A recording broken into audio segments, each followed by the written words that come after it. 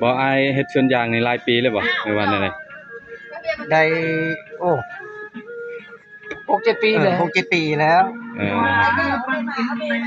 ย้อนหยังจูงใจเฮ็ดสวนยางนี่ย้อนหยังยันบ่มีเงินแต่ว่ารายรับรายจ่ายก็พออยู่ได้เนาะพออยู่ได้ซื้อเพชรเป็งนัวกินนี่แล้วยิงการโหยผู้เมืองช่องโมงก็ไปช่องโมงแล้วแค่เมาเลยครับคันเมาช็อตแจ้ง6-7 โมงว้าว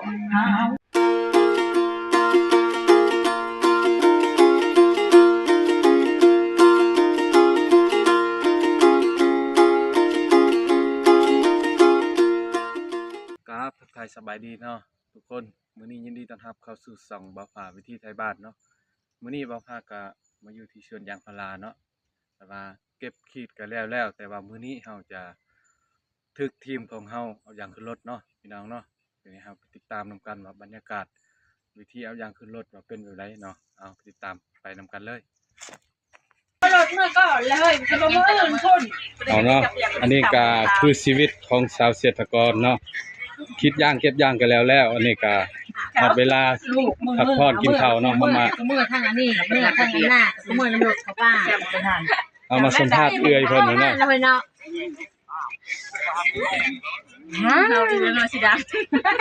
กินยังเฮ้ยเปียกกระเปียกแซ่บเด้อทุกอย่างเด้อให้ลูกให้ซ้ำให้ลูกเด้อไม่ฆ่ากันงามนี่ไม่ได้คิดย่างเก็บย่างแล้วเลยบ่แล้วให้กินข้าวเวียนให้กันให้แต่ผู้บ้ามาให้แล้วผู้ไม่ฆ่านี่กาบอกกินย่างบ่แล้วเวียนมากินข้าวนี่นานเนาะบ่ได้เพชรกันเลยไม่ใช่กินข้าวจบนี่ก็จะเป็นแม่ค้าเนาะขายเครื่องอยู่สวนยางเฮ็ดได้สมมุติว่าคันบ่มีเงินนี่เฮ็ดได้บ่มีเงินก็หิวได้หรอกมีติดหนี้ได้บ่ได้อันนี้ก็จะเป็นแม่ค้าเป็นขายเครื่องอยู่ในสวนยางครับถ้าบ่มีเงินก็ติดหนี้ได้เนาะเป็นกันเองเนาะได้ข้าวเปียกนี่ช่วยเท่าไหร่ข้าวเปียกต้องหาไม่ได้รสชาติเป็นยังไงแซ่บอันนี้เนาะบรรยากาศอยู่ในสวนยางกับประมาณนี้แหละน้องเอ้ยไปหน้าไปถ่ายเครื่องคล้องกับประมาณนี้แหละเครื่องแค่เอา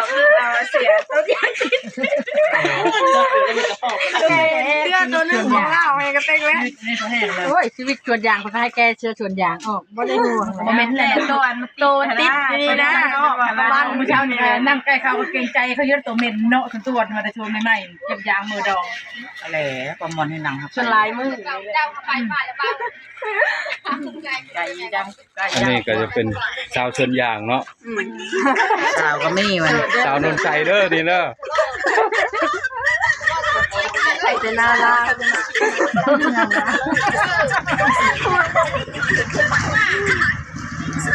เบิ้งเดือยคนกินคือว่าเป็นตาแซ่บเนาะจักโมงเหมือนเขาเพ่นได้เนี่ยบ่เขาเช้ากินเลยบ่แล้วบ่อันน่ะทำแน่แบบว่าไปคิดอย่างจากโมงเลยมาแต่ละมื้อโอ้เช้าได้4 โมงเช้า8 โมงว่ะว่าเท่าไหร่4 โมงโอ้เอ้ยเพิ่นก็เป็นคุณลูกคุณมั่นเด้อพี่น้องเอ้ย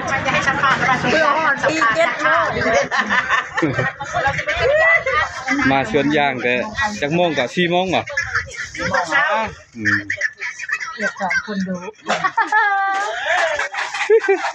นี่แหละอาหารเนาะกินบ่ฮอดลูกฮอดหลานซะบ่มันจุกเงี้ยจะไปขึ้นเอาเลยชวนบัดชวนสบายดีได้โทรศัพท์ใหม่เลย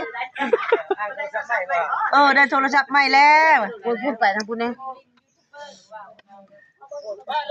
เอาเนาะ FC เนาะอันนี้ก็จะเป็นชาวเกษตรกรสวนยางที่คิดแล้วเก็บกันแล้วแต่ว่านี่ช่วงเวลานี้เป็นเวลาที่พักผ่อนเนาะอันช่วงนี้ทายังเดี๋ยวนี้ทายางขึ้นรถทายังขึ้นรถ ทายังนี่ทายางบ่หรือว่าทารถ ทารถ ทารถกะว่าจักโมงรถจังสิมา ประมาณ2 โมงแล้ว พวกคุณจะห้าวนะ บ่อายเฮ็ดสวนยางนี่หลายปีแล้วบ่หรือว่าแนวใด ได้โอ้6-7 ปีเลย6-7 ปีแล้ว ย้อนหยังจูงใจเฮ็ดสวนยางนี่ย้อนหยัง ยันบ่มีเงิน แต่ว่ารายรับรายจ่ายก็พออยู่ได้เนาะ ผมไปตัวอยู่ได้ซื้อเพชรแป้งนัวกินนี่แล้ว อันสวนยางนี่ไม่ว่าเป็นของไผของเอกชนบ่หรือว่าของบริษัทเพิ่น ของบริษัท แล้วก็หลายคนเนาะเจ้าเฮ็ดสวนยาง เอามาสัมภาษณ์ผมอ้ายเพิ่นอีกเนาะ โอ้สบายนะคนบ่ยาก ช่องศิลาปีหมดเลยหัวหน้าทีมนะหัวหน้าแพทย์ อันนี้ก็คือหัวหน้าทีมเนาะเอายางขึ้นรถอยากสัมภาษณ์อ้ายเบิ่งว่า บางนวดต้นลายหลายปี ตอนเช้าไปคิดย่างกันเพิ่นกำหนดให้ไปจากโมง เหตุการณ์โอ้ยผู้เมืองช่องโมงก็ไปช่องโมงแล้ว แค่เมาเลยครับ 2 โมง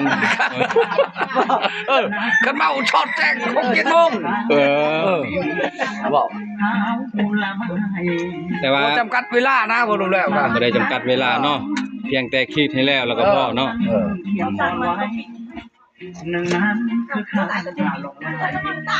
อันนี้ก็คือบรรยากาศเนาะในสวนยางพี่น้องเอ้ยชาวเกษตรกรเฮาก็ประมาณนี้แหละเครื่องคองก็ประมาณนี้แหละ ดูใกล้ ลายงาม ชีวิตรายงามก็ประมาณนี้แหละ